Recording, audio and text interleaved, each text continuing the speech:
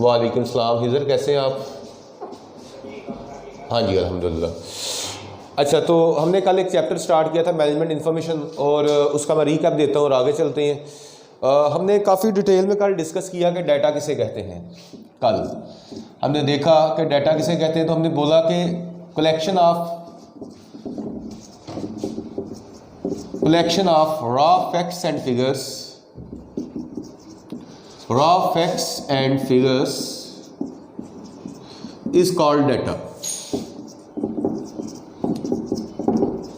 Raw facts and figures की जो हम कलेक्ट करते हैं उसे हम डाटा कहते हैं, रॉ फैक्ट्स एंड फिगर्स। और मैंने इसका आइडिया यूं दिया था कि जैसे मरदमशुमारी होती है, जिसे हम सेंसस कहते हैं, उसके दौरान collection of facts and figures होती है। घर के फैमिली मेंबर कितने हैं जी, हर घर में वो जाते हैं उनके रिप्रेजेंटेटिव्स, और जाकर कहते हैं जी आपके घर में फैमिली मेंबर कितने हैं, कितने पढ़े लिखे हैं, वो नोट करते जा रहे होते हैं। हर घर का एक अलहदा फॉर्म होता है जिसे फिल किया जा रहा होता है ड्यूरिंग सेंसस। फैमिली मेंबर्स कितने हैं, मेल कितने हैं, फीमेल्स कितनी हैं, डिपेंडेंट कितने हैं, इंडिपेंडेंट कितने हैं, इनकम कितनी है, वो हर एक वो सारा एक डाटा जो है वो collect. Basically that is a process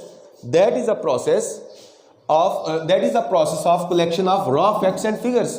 तो वो रॉ फैक्ट्स और फिगर्स की कलेक्शन का एक प्रोसेस है, और इस चीज को हम क्या कह सकते हैं, डाटा कलेक्शन प्रोसेस। तो अब इसी तरह फिर हमने इसकी एक दूसरी डेफिनेशन भी देखी, और दूसरी डेफिनेशन हमने क्या देखी थी कि it is unprocessed form of information. It is unprocessed form of information. ये इंफॉर्मेशन की अनप्रोसेस्ड फॉर्म होती है, इंफॉर्मेशन की अनप्रोसेस्ड फॉर्म। तो इंफॉर्मेशन की अनप्रोसेस्ड फॉर्म क्या है, data.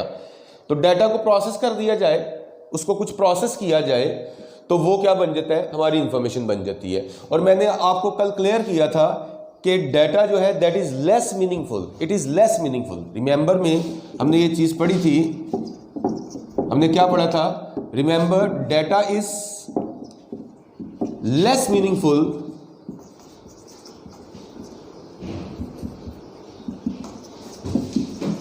For its receptionist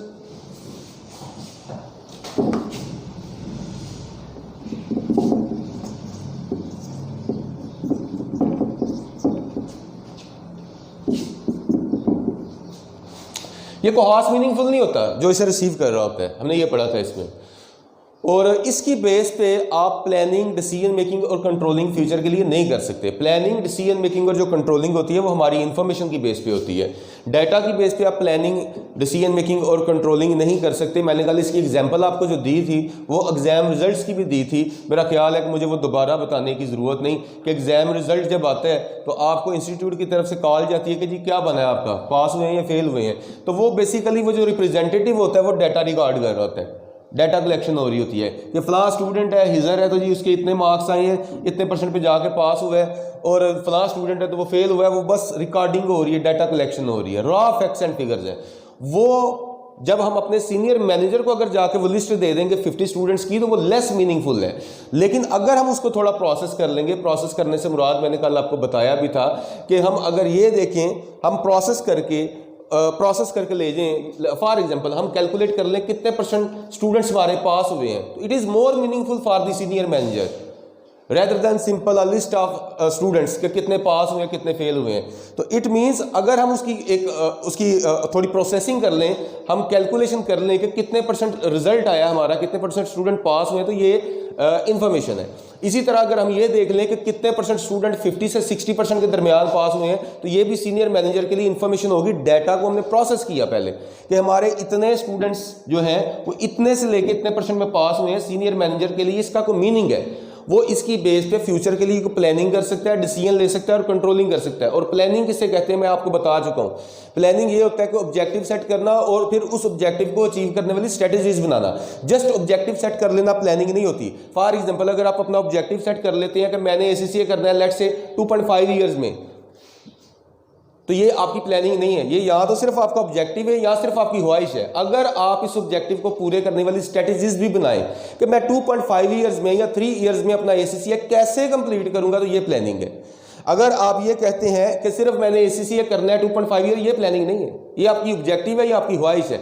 strategy बनाएं फिर ये प्लानिंग बनेगी, अदरवाइज इसको हम प्लानिंग नहीं कह सकते। इसी तरह फिर हमने ये देखा था डिसीजन मेकिंग क्या होती है। डिसीजन मेकिंग क्या है, 2 या 3 ऑप्शंस में से किसी एक को, 2 को चूज कर लेना, that is the process of decision making. आज हम क्लास लें या ना लें, ये भी आपका डिसीजन ही होता है। ओके, इसके बाद हमने कंट्रोलिंग को देखना है, और कंट्रोलिंग मैंने अभी कल नहीं था बताया, हम इंशाल्लाह आगे जाके देखते हैं। तो ये हमने कल ये जो है इसका मैं जो पढ़ा था मैं उसका रिकैप दिया है। इसके बाद हमने क्या देखा था, इसके बाद हमने देखा था कि इंफॉर्मेशन किसे कहते हैं। तो इंफॉर्मेशन जो है वो आपकी इसी में एक्सप्लेन हो गई है। डाटा के जो अपोजिट चीज़ है उसे क्या कहते हैं, इंफॉर्मेशन कहते हैं। Information is a process form of data, it is more meaningful for its receptionist.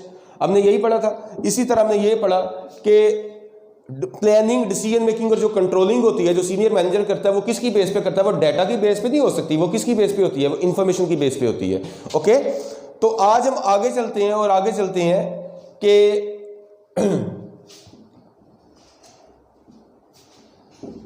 why a manager needs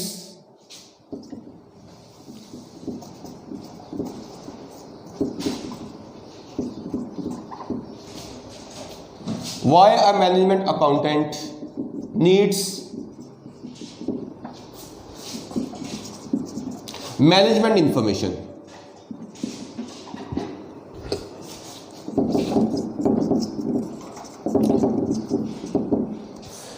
management accountant को मैनेजमेंट इंफॉर्मेशन की जरूरत क्यों होती है? याद रखिएगा, जो आपका मैनेजमेंट अकाउंटेंट होता है, जिसने मैनेज करना होता है बिजनेस को, उसे मैनेजमेंट इंफॉर्मेशन की जरूरत क्यों होती है? उसे जरूरत होती है नॉर्मली 3 काम करने के लिए। नंबर 1, प्लानिंग के लिए। अगर प्लानिंग करनी है तो मैं पहले भी बता चुका हूं, प्लानिंग डाटा की बेस पे नहीं होगी, इंफॉर्मेशन की बेस पे होगी। कोई इंफॉर्मेशन उसे मिलेगी तो फिर ही वो प्लानिंग करेगा ना। अगर किसी कॉलेज में लेट से प्रिंसिपल साहब को या जो भी रिस्पॉन्सिबल है, जो सीनियर है, उससे हम प्रॉपर एक इंफॉर्मेशन प्रोसेस करके देंगे कि सर इतने % रिजल्ट आया है, तो वो प्लानिंग करेगा ना। अगर हम उसे बताएंगे कि सर ये इतने % रिजल्ट आया और इतने % सिर्फ 50 से 60% के अंदर पास हुए, तो फिर ही वो प्लानिंग कर सकेगा ना, अदरवाइज तो नहीं कर सकेगा। जस्ट एक लिस्ट जाकर दे दे, वो प्लानिंग नहीं हो सकती। इसी तरह गवर्नमेंट जब सेंसस करवाती है तो गवर्नमेंट के पास जो डाटा जाता है, जस्ट अगर इतना बंडल हम ले जाए उसके पास, ये लें जी ये इतने घरों का डाटा है, इसकी बेस पे प्लानिंग कर ले, नहीं हो सकती। प्लानिंग करने के लिए पहले से प्रोसेस करना पड़ेगा कि जी एवरेज इनकम कैसे कितनी है। जैसे कहा जाता है जी average per capita income Pakistan में इतनी है, उसकी बेस पे फिर प्लानिंग की जाती है। और प्लानिंग करना किसे कहते हैं, पहले भी बता चुका हूं, प्लानिंग करना किसे कहते हैं? Establishment of objectives, establishment of objectives, अपने ऑब्जेक्टिव्स को एस्टैब्लिश करना, और फिर क्या करना, development of strategies, development of strategies to achieve these objectives. इन ऑब्जेक्टिव्स को अचीव करने के लिए स्ट्रेटजीज बनाना। जस्ट ऑब्जेक्टिव सेट करना प्लानिंग नहीं, मैं बार बार कह रहा हूं। जस्ट ये कह दें कि मैंने ये काम करना है। जैसे आपका जूनियर मैनेजर आपको आके कहता है सर टेंशन ना लें, इस दफ़ा प्रॉफिट्स कम आए हैं, नेक्स्ट टाइम हम डबल प्रॉफिट्स लेके आएंगे, मैंने सोच लिया है। यार सोचने से काम नहीं होता। उसे बोले ओके अच्छा ऑब्जेक्टिव है तुम्हारा, कैसे करोगे डबल, स्ट्रेटजी लेके आओ, तरीक़ेकार लेके आओ। अगर तो वो तरीक़ेकार दे देते हैं कि सर हम प्रॉफिट्स को डबल करेंगे, इतना रेवेन्यू बढ़ाएंगे, इतना वॉल्यूम बढ़ाएंगे, सेल वॉल्यूम बढ़ाएंगे, इतनी कॉस्ट को कंट्रोल करेंगे, ये तरीक़ेकार होगा, फिर वाकई इसने प्लानिंग की है। और अगर जस्ट ये कह रहा है कि हम प्रॉफिट्स को डबल कर देंगे, ये कोई प्लानिंग नहीं है, जस्ट उसका ऑब्जेक्टिव है या ख्वाहिश है।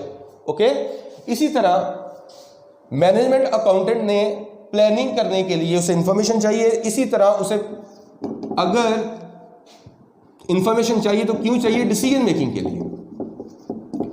डिसीजन मेकिंग के लिए भी क्या करना है हमें, उसके लिए भी इंफॉर्मेशन चाहिए होगी। मैनेजमेंट अकाउंटेंट को इंफॉर्मेशन चाहिए होगी। तो डिसीजन मेकिंग किसे कहते हैं? Decision making is a process of choosing between alternatives. Alternatives के दरमियान,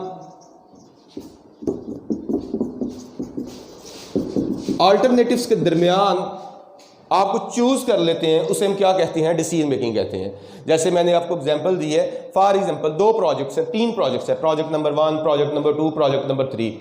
तो आप क्या करते हैं आपको जो आपका जो जूनियर मैनेजर वो आपको आके बताता है, वो कुछ इन्फॉर्मेशन देता है कि सर इसमें इतना प्रॉफिट हो सकता है, इसमें इतना प्रॉफिट हो सकता है, इसमें इतना प्रॉफिट हो सकता है, उसकी बेस पे आपने कुछ चूज़ कर लिया प्रोजेक्ट के, सर ये हम कर लेते हैं, ये कर लेते हैं। That is a process of basically decision making. और डिसीजन मेकिंग की टाइप्स होती हैं, शॉर्ट टर्म डिसीजन मेकिंग भी हो सकती है, लॉन्ग टर्म, वट एवर। हम टाइप्स की तरफ नहीं जा रहे, हमें डिसीजन मेकिंग के लिए इन्फॉर्मेशन चाहिए। जैसे मैं अगर आपको बोलूँ कि लेट्स से मैं बोलता हूँ कोर्ट में अगर कोई हमने जो केस लेके जाते हैं तो जज ने अगर कोई डिसीजन देना है तो उसके लिए उसे क्या चाहिए, कोई इन्फॉर्मेशन चाहिए। इन्फॉर्मेशन के बगैर वो भी कोई डिसीजन नहीं ले सकता। तो इसी तरह यहाँ पे यही है।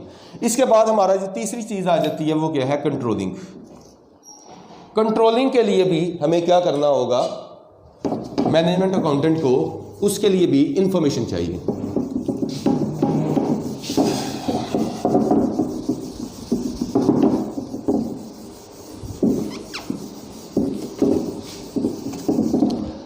कंट्रोलिंग करने के लिए भी इंफॉर्मेशन चाहिए। बगैर इंफॉर्मेशन के कंट्रोलिंग भी नहीं हो सकती। कंट्रोलिंग करने से क्या मुराद है, प्लानिंग में कितने फंक्शंस थे हमारे, 2। ऑब्जेक्टिव सेट करो और उसको अचीव करने वाली स्ट्रेटेजी बनाओ। इसी तरह कंट्रोलिंग में भी 2 चीजें होती हैं। कंट्रोलिंग में हमने सबसे पहले ये है कि कंपैरिजन करना होता है। कंपैरिजन ऑफ actual results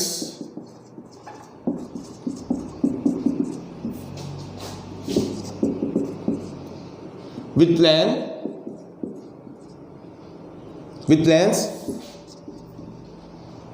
अपने एक्चुअल रिजल्ट्स को अपने प्लान्स के साथ, अपने टारगेट्स के साथ कंपेयर करूं। तो क्या इसे हम कंट्रोलिंग करेंगे? जस्ट कंपैरिजन करके हम बैठ जाए तो ये कंट्रोलिंग होगी? नहीं। कंपैरिजन करना पहला स्टेप है। दूसरा स्टेप हमारा क्या होगा, रिस्पॉन्ड डाइवर्जेंसीज। रिस्पॉन्ड डाइवर्जेंसीज। जी जी जी जरूर पूछें।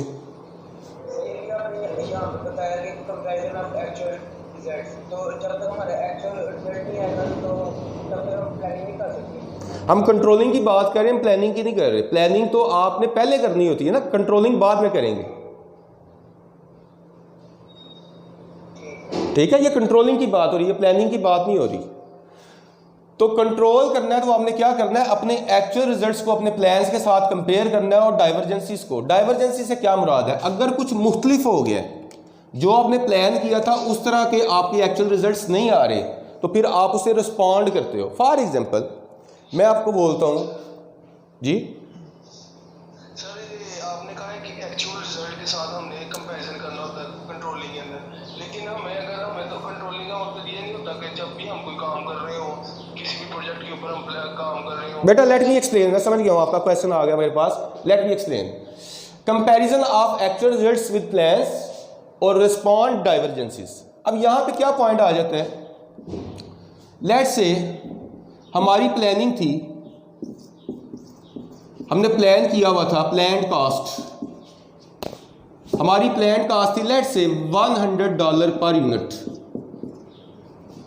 कि हमारी 100 कॉस्ट आनी चाहिए 1 यूनिट के ऊपर। लेकिन जो एक्चुअल कॉस्ट आई है लेट्स से कल को, एक्चुअली जो कॉस्ट आती है वो आ जाती है 110 per unit.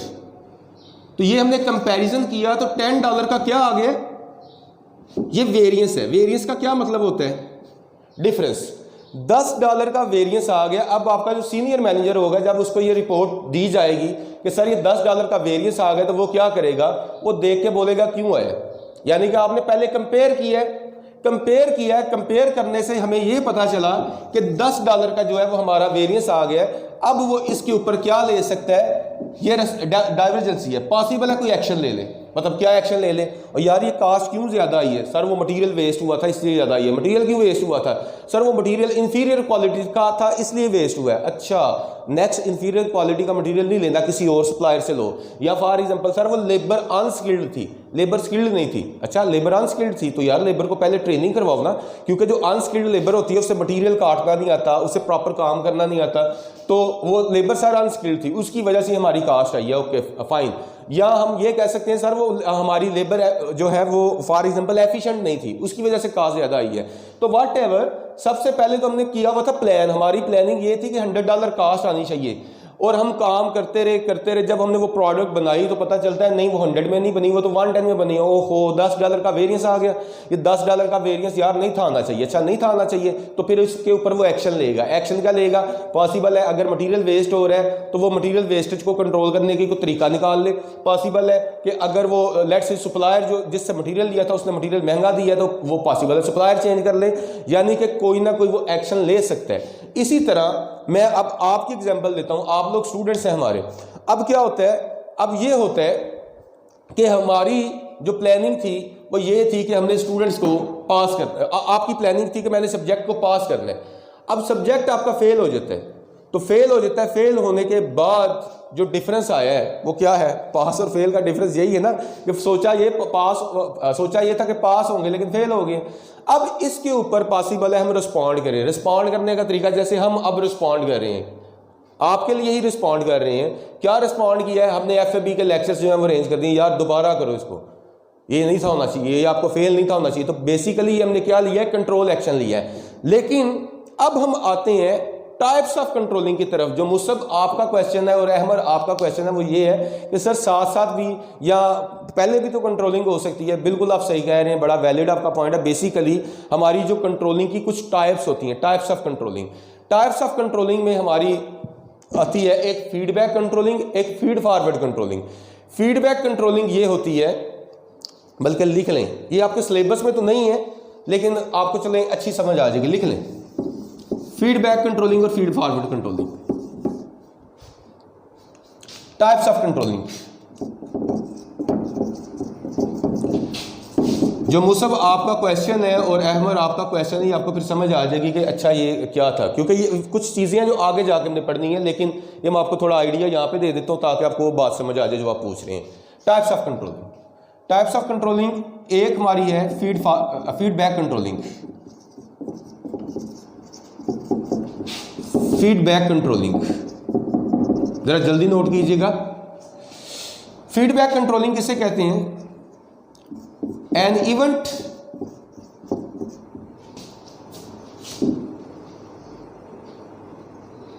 requiring attention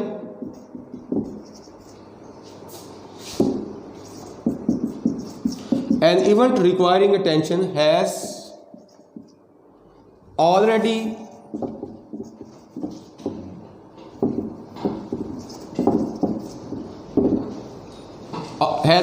been incurred, वो पहले इनकर हो गया।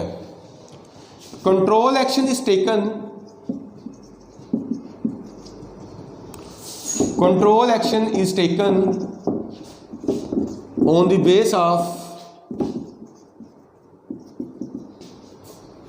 आउटपुट या actual results.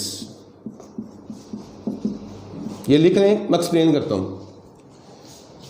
An event requiring attention has already been incurred. Control action is taken on the base of output या results। इसके बाद क्या आ जाता है? Number 2, feed forward control। feed forward control। feed forward controlling क्या है? feed forward controlling an event requiring attention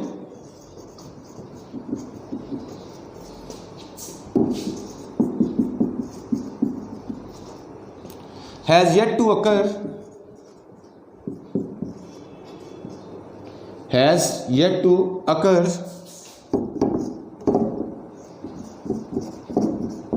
अभी उसे अकर होना है।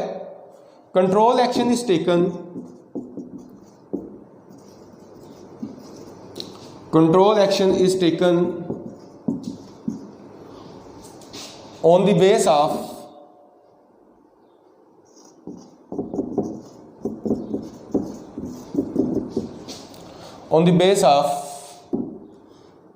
forecast results, on the basis of forecast।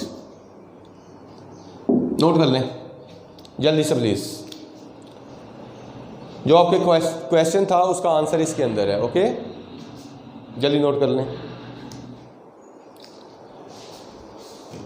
Controlling क्या है? कंट्रोलिंग ये है कि आप कंपेयर करते हैं अपने प्लान को अपने एक्चुअल रिजल्ट्स के साथ, मैंने ये लिखवाया है, और जो डिफरेंस आता है उसको फिर आप क्या करते हैं, रिस्पॉन्ड करते हैं। लेकिन टाइमिंग की बेस पे जो स्टैंडर्ड डेफिनेशन है वो यही है, अकॉर्डिंग टू डेफिनेशन जो कंट्रोल है वो ये है। लेकिन अगर हम टाइम की बेस पे देखें कि कंट्रोल कब किया जाता है, जैसे आपने बोला सर साथ साथ भी तो कर सकते हैं या पहले भी तो कर सकते हैं अगर आइडिया हो जाए तो ये वही बात मैं करने लगा हूं। तो हमारी टाइप्स ऑफ कंट्रोलिंग जो है वो दो तरह की है, क्या फीडबैक कंट्रोलिंग है, क्या feed forward controlling. Feedback controlling क्या है? फीडबैक मिला है, रिजल्ट मिला है एक्चुअली, तो उसकी बेस पे आपने कंट्रोल लिया है, कंट्रोल एक्शन लिया है, कोई आपने उसको रिस्पॉन्ड किया है, उसे हम कहते हैं फीडबैक कंट्रोलिंग। फॉर एग्जांपल जैसे आप लोगों कुछ स्टूडेंट्स जो हैं वो एफएबी पेपर फेल कर गए, उन्हें उनके टीचर बोलते थे यार पढ़ो, साथ साथ काम करो, असाइनमेंट मिस ना करो, नहीं करोगे तो फेल हो जाओगे, इस तरह की चीज़ें चल रही थी, लेकिन उन्होंने नहीं सुना। उसके बाद क्या हुआ, एक्चुअल रिजल्ट्स आ गए, वो स्टूडेंट्स फेल हो गए। स्टूडेंट्स फेल होने के बाद अब उसे हम रिस्पॉन्ड कर रहे हैं। क्या रिस्पॉन्ड कर रहे हैं? अब आप भी रिस्पॉन्ड कर रहे हैं साथ में, हाँ सर अब हमने पढ़ना है, हमने क्लियर करना है। यानी कि एक रिजल्ट आ गया, आउटपुट मिल गया, रिजल्ट आ गया, फेल हो गए, अब आप सर जोड़ के बैठे हैं यार पढ़ना है, नहीं तो हम पेपर दोबारा फेल कर देंगे। अब ये जो आपने रिस्पॉन्ड किया ना, ये कौन सा किया रिस्पॉन्ड आपने? ये रिस्पॉन्ड कब किया? जब रिजल्ट्स आ गए तो आपने रिस्पॉन्ड किया है। तो इट मीन्स ये कौन सा हमारा कंट्रोल एक्शन है? Feedback control action. यानी कि आपको रिजल्ट्स मिल गए हैं और फिर आपने कंट्रोल एक्शन लिया, पहले आपने भी कुछ नहीं किया। इट मीन्स ये है फीडबैक कंट्रोलिंग। एक होती है feed forward controlling. Feed forward controlling जैसे कि लफ्ज़ बता रहे हैं इसका, एक कदम आगे बढ़ के कंट्रोल करना। मतलब क्या हो गया? फीड फॉरवर्ड कंट्रोलिंग ये है कि एन इवेंट रिक्वायरिंग अटेंशन, एक ऐसा इवेंट जिसे अटेंशन की जरूरत है, अभी उसे होना है, और जो कंट्रोल एक्शन है वो किस बेस पे लिया जाता है? वो फोरकास्ट की बेस पे लिया जाता है, वो एक्चुअल रिजल्ट्स की बेस पे नहीं लिया जाता। फॉर एग्जांपल मैं बोलता हूं कि हमारी जो लॉ एंड ऑर्डर मेंटेन करने वाली एजेंसीज होती हैं वो फोरकास्ट करती हैं, वो मतलब बताती हैं, हमारे जो लोकल पुलिस स्टेशन हैं उनको बताते हैं कि यार फलां जगह पे बॉम्ब ब्लास्ट हो सकता है, गेट रेडी। बात को ज़रा समझिएगा, ये उनकी फोरकास्ट है कि वहाँ पे सिक्योरिटी वगैरह टाइट कर दो, वहाँ पे बॉम्ब ब्लास्ट हो सकता है, ये उनकी फोरकास्ट है। इस फोरकास्ट की बेस पे हमारे लोकल पुलिस स्टेशन जो है वो कान नहीं धरते, और नहीं कुछ नहीं होता, वो इधर किसने आना है, और वाकई वहाँ पे बॉम्ब ब्लास्ट हो जाता है। बॉम्ब ब्लास्ट होने के बाद वहाँ पे सारे पुलिस स्टेशन, सारी पुलिस और वो रेंजर वगैरह सब पहुँच जाते हैं वहाँ पे। ओहो हो, ये तो बड़ा काम खराब हुआ है, अब यहाँ पे सिक्योरिटी टाइट कर दो, नेक्स्ट टाइम ये इवेंट ऐसा नहीं होना चाहिए यहाँ पे। अब वहाँ पे जनाब उन्होंने सिक्योरिटी भी टाइट कर दी है, कैमरास भी लगा दिए, हर काम कर दिया। ये कौन सा कंट्रोल हुआ है भला? Feedback control. लेकिन अगर वो फोरकास्ट की बेस पे ही कोई कंट्रोल एक्शन ले लेते, वो जो फोरकास्ट हुई थी कि वहाँ पे अटैक हो सकता है, और यहाँ के हमारे लोकल पुलिस स्टेशन जो भी उसके रिस्पॉन्सिबल जो कंसर्न अथॉरिटी थी वो पहुँचती वहाँ पे, और वहाँ पे सिक्योरिटी टाइट करती, कैमरास वगैरह लगाते, जो काम बाद में किया वो पहले कर लेते, तो क्या होता? कंट्रोल पहले ही हो जाता। और बात समझ आई है कि नहीं? रिजल्ट्स की बेस पे, एक्चुअल रिजल्ट्स की बेस पे एक्शन लेने की बजाय एक्शन किसकी बेस पे लिया है? फोरकास्ट की बेस पे लिया है। तो इसे हम क्या कहते हैं? फीड फॉरवर्ड कंट्रोल कहते हैं। और इसे हम क्या कहते हैं? जो रिजल्ट्स की बेस पे लिया जाता है वो कौन सा है? फीडबैक कंट्रोल है। ओके जी जी जी, मैं सुन रहा हूँ, बोलें।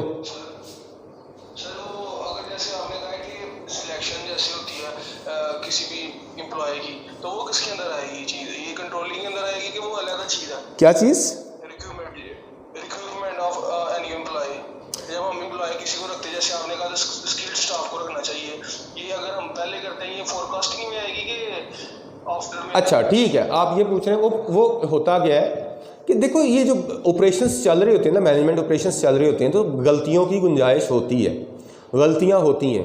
अब फॉर एग्जांपल हमने, हमारे जो प्रोडक्शन मैनेजर थे, हमने एक जो HR मैनेजर हमारा प्रॉपर कोई उस तरह नहीं था, हमने एक वर्कर हायर किया, वर्कर को हायर करके वहाँ पे प्रोडक्शन मैनेजर के पास भेज दिया, यार इसे काम करवाएं। अब प्रोडक्शन मैनेजर ने उसको थोड़ी लापरवाही दिखा दी, और जिसने उसको रिक्रूट किया या जिसने उसको हायर किया उसने भी लापरवाही दिखा दी, उसको ज़्यादा हमने स्क्रीनिंग नहीं की कि ये कितना एक्सपर्ट है और जाकर उसको काम करने पे लगा दिया, तो पॉसिबल है वो उतना स्किल्ड ना हो जितना वो स्किल्ड क्लेम कर रहा था और उसकी वजह से वेस्टेज वगैरह हो गई हो। तो इसका मतलब ये है कि ये जब वो वेस्टेज वगैरह हो गई, कास्ट तो बढ़ गई, तो बाद में हमें पता चलता है ये मसला क्या है, इन्वेस्टिगेशन हुई, ये मसला क्या है, कास्ट कैसे बढ़ गई है इस दफ़ा हमारी। वो सर अच्छा वो मटेरियल वेस्ट हुआ है। तो मटेरियल क्यों वेस्ट हुआ है? पहले भी तो मटेरियल हम फलां सप्लायर से लेते हैं। सर मेरा ख्याल है कि ये जो वर्कर है ना ये स्किल्ड नहीं है, इन्होंने मटेरियल इस दफ़ा वेस्ट ज़्यादा की है, पहले इतना वेस्ट होता था अब इतना वेस्ट हुआ है। अच्छा ठीक यार, इनको ज़रा ट्रेनिंग करवाओ, इनको ज़रा समझाओ, इनको ज़रा बताओ काम कैसे करते हैं। अब क्या हुआ, ये कौन सा कंट्रोल एक्शन लिया है? Feed back controller. समझ आइए बात की? ओके जी, किन में डिफरेंस क्या होगा? इन दोनों में टाइम का डिफरेंस है ना। ये जो है हम फोरकास्ट की बेस पे ले रहे हैं और यहाँ पे हम रिजल्ट्स की बेस पे ले रहे हैं। जैसे अगर आपको आपका टीचर बोलता है कि यार पढ़ा करो फेल हो जाओगे, और आप कहते हैं यार वाकई टीचर हमें ठीक कह रहा है कि अगर मैंने ना पढ़ा तो मैंने फेल हो जाना है, ये मेरे टीचर की फोरकास्ट है, ये मेरे टीचर मुझे बता रहे हैं, और आप उसकी बेस पे अपना बिहेवियर चेंज कर लेते हो, आप पढ़ना शुरू कर देते हो, बात फॉलो कर रही है। तो इससे क्या होगा, वो फेल होने से आप बच भी सकते हैं। लेकिन अगर आप फेल हो जाते हैं, टीचर सारा सेशन बोलता रहे यार फेल हो जाओगे, और फेल होने के बाद फिर आप टीचर के साथ बैठते नहीं सर अब पढ़ूंगा, यानी कि रिजल्ट्स जब आ गए हैं फिर आपने कंट्रोल एक्शन लिया है फॉर द फ्यूचर, तो ये कौन सा कंट्रोल हो गया? Feedback control. मैंने आपको इसकी एग्जांपल दी है कि अगर लॉ एंड ऑर्डर जो मेंटेन करने वाली अथॉरिटीज़ हैं वो कहती हैं कि यार बॉम्ब ब्लास्ट हो सकता है, लोकल पुलिस स्टेशन को कहती हैं कि बॉम्ब ब्लास्ट हो सकता है तो कुछ कर लें, तो वो कुछ भी नहीं करते। जो लोकल पुलिस स्टेशन हैं वो क्या करते हैं, जब रिजल्ट्स आते हैं वाकई बॉम्ब ब्लास्ट हो जाता है, रिजल्ट्स आते हैं तो फिर इकट्ठे हो जाते हैं और नहीं ऐसा नहीं होना चाहिए, अब नेक्स्ट टाइम ऐसा नहीं होना चाहिए, वहाँ पे सिक्योरिटी कैमरास लग जाते हैं, सारा कुछ हो जाता है। ये क्या है, ये रिजल्ट आया है तो हमने कंट्रोल एक्शन लिया है फॉर द फ्यूचर। और अगर वो फोरकास्ट की बेस पे ही, जब फोरकास्ट हुई थी फिर वहां पे सिक्योरिटी टाइट कर दें, फोरकास्ट की बेस पे ही एक्शन ले लेते, an event requiring attention has yet to, अगर अभी उस इवेंट को, उस बॉम्ब ब्लास्ट को होना था, उससे पहले इन्होंने कोई सिक्योरिटी वगैरह का जो है वो इंतजाम कर लिया, बेहतर कर लिया, यानी कि फोरकास्ट की बेस पे आपने एक्शन ले लिया, तो इसे हम क्या कहते हैं, ये है हमारा फीड फॉरवर्ड कंट्रोलिंग। और पाकिस्तानी कौम जो है वो ज़्यादा कौन सी भला कंट्रोलर है, कब कंट्रोल एक्शन लेती है? जब रिजल्ट्स आ जाते हैं फिर फ्यूचर के लिए सोचते हैं, या ड्यूरिंग उससे पहले सोच लेते हैं, फोरकास्ट की बेस पे भी कोई एक्शन ले लेते हैं?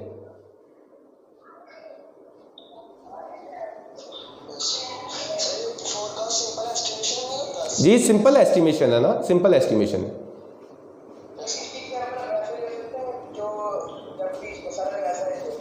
सॉरी, हाँ जी सर, अगर रिजल्ट आने से पहले हम कंट्रोल कर लें से उसे फीड फॉरवर्ड कंट्रोल कहेंगे। ठीक है, थोड़ा सा डाइजेस्ट करना, इसे थोड़ा सा टेक्निकल है टॉपिक, लेकिन इतना डाइजेस्ट करना मुश्किल नहीं है जितना आप समझ रहे हैं। अगर हम रिजल्ट्स की बेस पे कंट्रोल एक्शन लेंगे, हमारे एक्चुअल रिजल्ट्स आ गए हैं और फिर हमने फ्यूचर के लिए सोचा यार अब हमने ये काम करना है, तो ये है फीडबैक कंट्रोलिंग। और अगर हमने रिजल्ट से पहले ही जो फोरकास्ट हुई थी उसकी बेस पे कोई कंट्रोल एक्शन ले लिया है, फोरकास्ट मतलब अंदाजा, मैं जैसे फोरकास्ट कर रहा था या मैं जो है वो बता रहा था यार पढ़ लिया करो, नहीं तो मुझे लग रहा है तुमने फेल हो जाना, ये मेरा अंदाजा है, यूं कह लो, और आप उसकी बेस पे अपना बिहेवियर चेंज कर लेते हो, यार अगर सर को लग रहा है ना तो फिर वाकई मैंने फेल हो जाना है। तो ये आपने जो कंट्रोल एक्शन लिया है, ये कौन सा कंट्रोल एक्शन है? Feed forward controlling. और अगर आप उसको रिजल्ट आता और नहीं फेल होता, कुछ नहीं होता, और रिजल्ट आ गया फेल हो गए, अब आपने सोचा सर कुछ करें, ये कौन सा कंट्रोल एक्शन हुआ है? ये फीडबैक कंट्रोलिंग। ओके,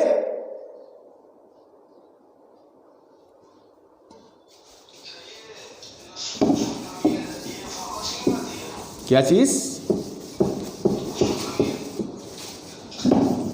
सुपरवाइज करना। बेसिकली देखो वो तो हमारा ये है ना कि वो एक कम्युनिकेशन का फ्लो होता है कि कम्युनिकेशन कैसे करनी है। वो हम अपने एम्प्लॉइज़ को, सब ऑर्डिनेट्स को बता रहे हैं यार आपने ऐसे करना है, आपने ऐसे करना है, वहाँ पे कोई हम कंट्रोल एक्शन उस वक्त नहीं ले रहे होते। बेसिकली वो तो ऑर्डर दिया जा रहा है और वो दूसरा एक ओबे कर रहा है, वो हमारा एक कम्युनिकेशन का तरीक़ेकार होता है, काम करने का तरीक़ेकार होता है। बात फॉलो कर रहे हैं? ये कंट्रोलिंग प्रॉपर एक जो है ये हमारी एक एक्टिविटी है और उस एक्टिविटी को हम परफॉर्म कर रहे होते हैं। इसको आप ज़रा दोनों चीज़ों को एक दफ़ा रीड करें आराम से बैठ के, फिर कल दोबारा क्वेश्चन पूछिएगा। अभी मुझे आगे चलने दें, ओके। अच्छा, इसके बाद आ जाती है हमारी कि इंफॉर्मेशन कैसी होनी चाहिए। अच्छी इंफॉर्मेशन होनी चाहिए, अच्छी क्वालिटी की इंफॉर्मेशन होनी चाहिए, बुरी इंफॉर्मेशन होनी चाहिए। अच्छी इंफॉर्मेशन होनी चाहिए ना। तो हमने बिल्कुल ठीक आप कह रहे हैं, ये आपने पढ़ा भी होगा, कैरेक्टरिस्टिक्स ऑफ गुड इंफॉर्मेशन। अच्छी इंफॉर्मेशन के कैरेक्टरिस्टिक्स क्या होते हैं? तो इसका जो एक्रोनियम यूज होता है वो क्या है कि इंफॉर्मेशन शुड बी एक्यूरेट। ये आपने बड़ा डिटेल में पढ़ा होगा FAB में। इंफॉर्मेशन क्या होनी चाहिए? एक्यूरेट होनी चाहिए। अब एक्यूरेट एक एक्रोनियम है और जब भी एक्रोनियम हो याद रखिएगा वो सारा कैपिटल लेटर होते हैं, ओके। एक्रोनियम से क्या मुराद होता है कि फर्स्ट लेटर्स हम लेते हैं किसी चीज़ के। फॉर एग्जांपल जैसे स्कूल ऑफ बिजनेस लीडर है तो हम उसको कैपिटल लेटर में लिखते हैं SBL, ओके। अच्छा, अब इसमें एक्यूरेट तो information A stands for accurate, इसी तरह C स्टैंड्स फॉर नंबर 2 क्या बोला? Information should be complete. Number 3 C, इसका क्या होगा? Cost effective, okay. Cost effective भी कह सकते हैं, कंसिस्टेंट भी, और यहां पे आप कंप्लीट एंड कंसाइज कर लें।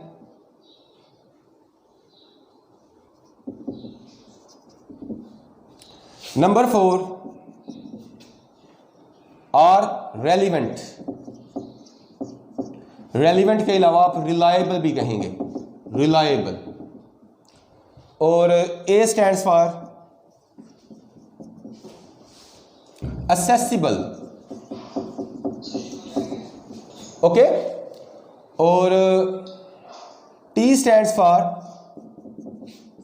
टाइमली, और E stands for easy to use.